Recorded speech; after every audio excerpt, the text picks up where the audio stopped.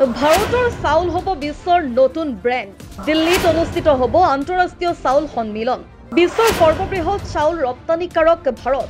172খন দেশত বিয়পি আছে ভাৰতীয় চাউলৰ সোৱাদ। 1,25,000 কোটি টকাৰ ৰপ্তানি চুক্তি। নতুন বজাৰ দখলৰ বাবে ভাৰত এতিয়া সাজু।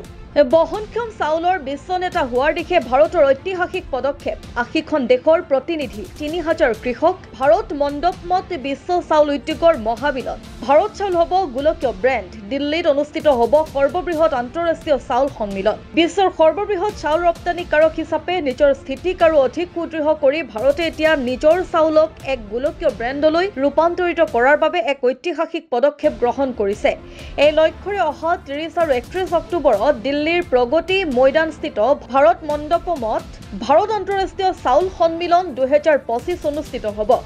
বাণিজ্য মন্ত্ৰালয়, কৃষি আৰু সংসাধিত খাদ্য সামগ্ৰী ৰপ্তানি উন্নয়নৰ প্ৰাধিকৰণ আৰু ভাৰতীয় চাউল ৰপ্তানিকাৰক সংঘৰ যৌথ উদ্যোগত আয়োজিত এই সন্মিলনৰ মূল উদ্দেশ্য হ'ল বিশ্বজুৰি ভাৰতীয় চাউলৰ ব্ৰেণ্ড মূল্য বৃদ্ধি কৰা, নতুন ৰপ্তানি বজাৰ সন্ধান কৰা আৰু বহনক্ষম চাউল উৎপাদনত ভাৰতক এক বিশ্ব নেতা হিচাপে প্ৰতিষ্ঠা কৰা।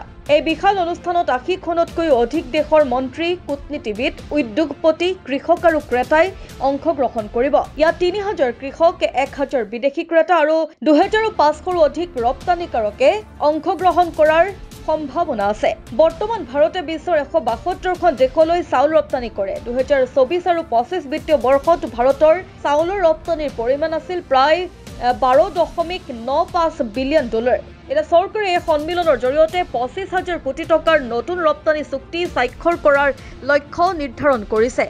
এই সন্মিলনৰ পূৰ্বে APEDA আৰু IREF-এ নতুন বজাৰৰ বাবে এক বিশেষ ৰণনীতি প্ৰস্তুত কৰিছে, যাৰ অধীনত বিভিন্ন দেশৰ খাদ্যাভাসৰ লগত খাপ খোৱাকৈ ভাৰতীয় চাউলৰ জাতসমূহক প্ৰচাৰ কৰা হ'ব। ইয়াৰ ভিতৰত আছে আফ্ৰিকা, সিজু আৰু অবাসমতি চাউলৰ বাবে, মধ্য এছিয়া, দীঘল দানাৰ ইণ্ডিকা চাউলৰ বাবে, ইউৰোপ আৰু আমেৰিকা, স্বাস্থ্যসন্মত আৰু জৈৱিক চাউলৰ বাবে, দক্ষিণ পূব এছিয়া, বহনক্ষম চাউলৰ জাতৰ বাবে। সন্মিলনৰ অন্যতম আকৰ্ষণ হ'ব কুলিনেৰী এক্সপিৰিয়েঞ্চ জোন, য'ত ভাৰতীয় চাউল ব্যৱহাৰ কৰি বিভিন্ন দেশৰ পৰম্পৰাগত খাদ্য প্ৰস্তুত কৰি প্ৰদৰ্শন কৰা হ'ব, যেনে জাপানৰ সুশি, নাইজেৰিয়াৰ জোলফ চাউল আৰু মধ্যপ্ৰাচ্যৰ কক্সা।